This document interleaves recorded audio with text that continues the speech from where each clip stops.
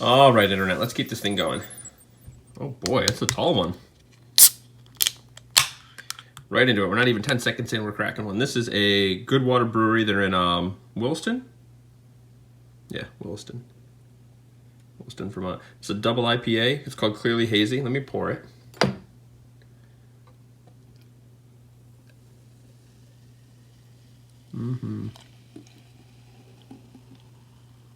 So you'll notice it's not too hazy. I just like the logo, like Clearly Hazy. It almost looks like it's got some condensation on it, but like the logo is just done clear and hazy. That's kind of neat. I like that little attention to detail.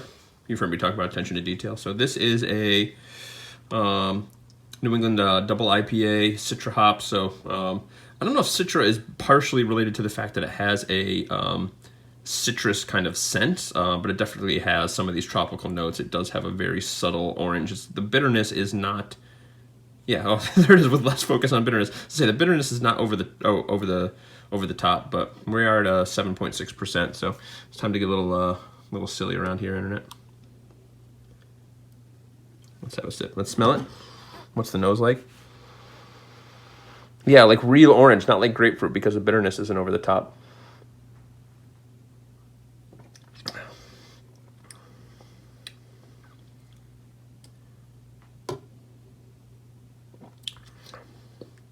It's got a pretty soft mouthfeel. It doesn't like just like burn in there and hit you.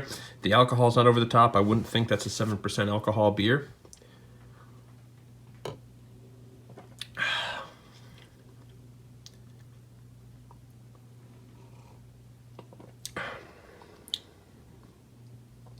You don't get a lot of the fruit in the taste. Really, it's just more kind of like that. It's a pretty balanced. Like the bitter isn't over the top, but it's not just super hoppy. It's like it's hard to pick out any one particular note or particular flavor, which is a good thing. It's definitely very drinkable. So let's just top her off there, shall we? All right. So what are we here to talk about today? Dun, dun, dun, dun, dun, dun, dun, dun. Yes, the mini Atrium. Now, I don't think I might have mentioned briefly, but I know a lot of you guys watch all my channel, all my videos, so $81 for this thing. I think I did actually say that, and it's a steal, especially when you look at something like this for $160 if you can get it, and paying more on the secondary because they're harder to get, especially in bronze. Ooh, I think my camera's drunk. You see that? Like, whoa, whoa, whoa, whoa, whoa. But absolutely all day, every day, worth it. So the value from Unquiet hands, and they're a total package kind of company, like the box, the COA, the microfiber cloth. I should say as well, so within the microfiber cloth, we have the bearing removal tool. Oh, and they did have an extra bearing in there. Sorry about that. So there is an extra bearing in there. It's just not the extra buttons. Oh, 2 extra bearings in there. Now, I'm not sure which one of these. One of these cloths came with the... Yeah. I'll put a little note in the description below in the video. So when it goes up, I'll say that. So it's actually 2 different bearings in there. What? I'm sorry, Tom. Oh, I'm a terrible person. But don't worry, I've got it in the notes. I knew it had the bearing removal tool, so this is a HC. And they have good bearings, so like these are gonna get set aside because I don't want to forget. And then the bearing removal tools are ace. Right, they're just a solid bearing removal tool, so props to you, sir. Anyway, let's weigh this thing.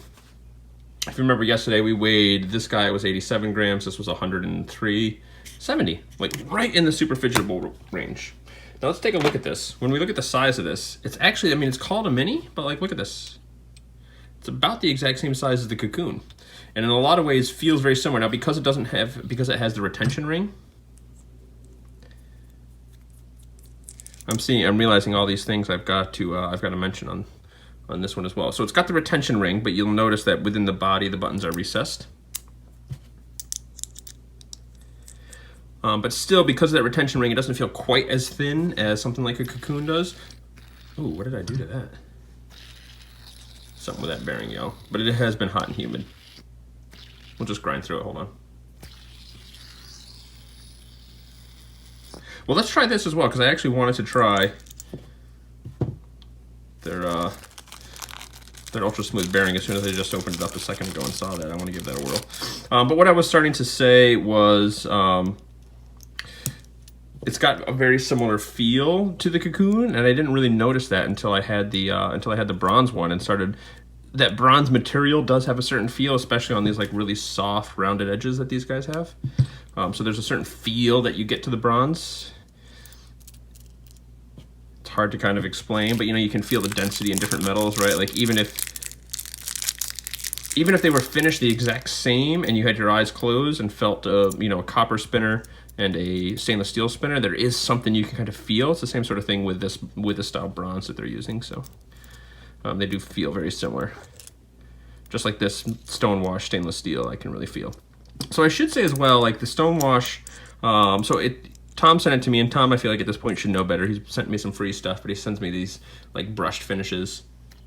Ooh, that's like SPV2. That's like dangerously smooth. So, but he sends me like the brush finish, and brush finish just really isn't my style. I just don't like the feel of it, almost like a chalky kind of a feel, and I don't dig it. So I put this in my stonewash and rig, and I put it in there for 36 hours, mainly because there were some, you can still see them a little bit, there were some lines in the surface here, you know, like right there, that I was really trying to get rid of.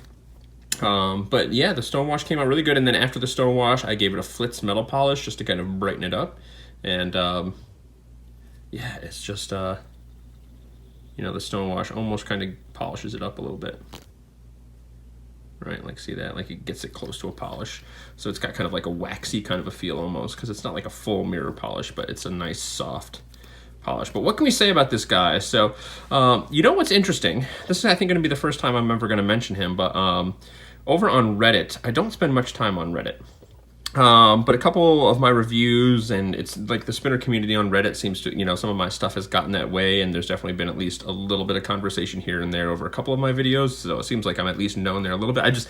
I'm never there. However, Tom posted a review by a gentleman by the name of Idlespin, and the few times I've read his reviews, like that was the reason I actually went to Reddit, is someone posted that he had some good reviews over there, and the guy is on point. Like he writes, so they're reviews you actually have to read, but they're well written, they're well articulated, and it's just, you know, I read that, and at that point I hadn't had one of these spinners, but everything he said I kind of was like, I could get an idea for this, and having this spinner after reading that, like everything he said is on point, is on target. And I've said that before about other spinners, and I've even said that sort of about, you know, the arcade here, where it's not just a two-arm version of the Atrium. This is not just a mini version. The size, the proportions, the thickness, the chamfers, the weights, the feel, it doesn't feel, as much as it is essentially just a shrunken down version of this, it stands on its own as its own spinner. It's not just something for the sake of, like, let's make a mini and just push it out the door. You know, maybe that's sort of how it started, like people wanted a mini version, so they just made a mini version, but whatever they did, it stands on its own. So I would wager that, yeah, see, so they didn't just shrink the tops, right? Like there's some subtle differences that have to go on in the designing of this. You don't just take everything and shrink it down, otherwise the arms would be shrunk the same amount. So I know that from a design perspective, they're paying attention to the details over there. The buttons themselves are actually a little smaller, so they're not quite as big as the buttons on here, right? If we do the side by side. I know what you're thinking. You're hearing the buttons and the metal bumping into each other. I use my spinners, y'all. I use my spinners internet. I ain't afraid to suck and jive and bump a little bit. So sucking and jiving, I don't know if that really is appropriate. Not like it's an inappropriate thing to say, but I just don't know if it really applies to the situation. Jive turkey. Anyway, that's really good. That's getting better. Hold on. We need another one. The really good beers, internet, get better as they warm up. Just so you know. So it's nice, especially on a hot day, to have like a cold beer. But the reason why you drink things like Bud Light and Coors Light and that sort of stuff, and if that's what you're drinking, hey, all the power to you. You know, you do you. But that stuff is, I won't go as far as to say hot garbage, but you drink it cold because you can't taste it, right? There's a reason why they call that bottom of the glass ass. You know, like, because you don't want to drink that ass. That's the whole beer that you're drinking. It just happens to have warmed up. You know, this, when it gets to the bottom, if it's warmed up, I'll still drink it because it's delicious. So anyway, internet. Small beer rant. Yeah, what can we say about this guy? I mean, I think we kind of hit all the points that I wanted to hit. It's just a great little spinner. It stands on its own. I think it was about $51, but again, Tom sent me this one in my little care package because Tom likes to take care of me. Remember? Kisses, Tom. So he's a good guy. So, but Yeah, so there's stonewash as well. The stonewash finish that they do is very similar. I believe he uses a vibratory tumbler, or I think it's called vibratory, but vibration type tumbler, which gets a slightly different finish, a slightly different stonewash, but it's very similar. But they have some excellent stuff going on over there in terms of the different finishing options. So whatever your finishing method you prefer is, I think Tom's got you covered. But for this was I was really excited to see, just because it was nice to see their mirror polish. Oh.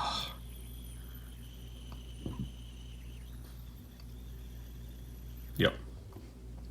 So anyway, Tom, big thanks to you for sending this out. I feel like I'm just kind of rambling at this point. Spin time. Spin time. We got about a little over 5 minutes on this with the bearing that was in there. So big shout out to the little guys that can do some decent spin times. Anything over 5 minutes on a mini spinner is good. I mean, they're not all going to be this, right? 10 minutes? Are you out of your mind? But lovely to see some good spin times coming out of this. And it's not even with the intention of spin time, but because it has that spin time, I've talked about this in other videos as well, it doesn't really feel like it's stopping. And that's something that's really interesting and one of the pleasures of a spinner, right? To almost feel like perpetual motion in your hands. Like obviously they are going to stop, but because it spins so long, the duration of the spin really feels like it's just going to go on and on and on. So anyway, we're going to give this a... I'm sort of torn between a thumb and a half and 2 thumbs. I think on its own, it stands up as a 2-thumb spinner. There's really no real drawbacks if this is your form factor, if this is your style, right? Like, it's just well-rounded, well-executed, looks good. It's got some complexity, but yet it's still overall a pretty simple spinner. Just for my money, I like the fuller size, and the bronze in particular is just so good. Like, if this is 2 thumbs up, how can this be 2 thumbs up? But I think that there isn't really any real drawbacks. So I don't think my rating system was really well thought out. I just started doing it. So we'll give it 2 awkward thumbs, trying to be straight up as opposed to way out. So something like that.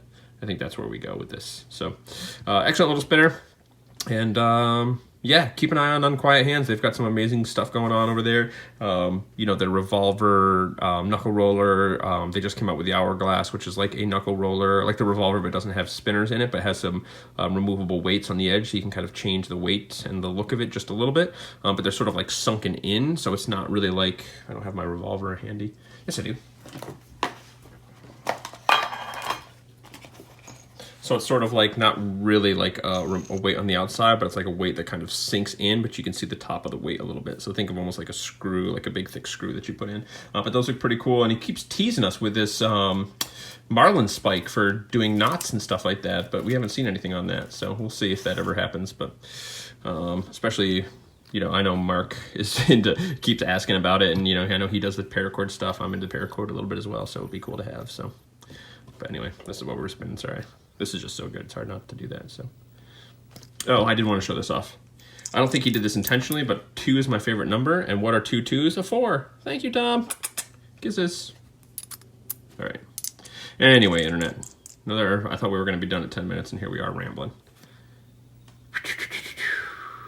Balance. Excellent. Kisses, y'all.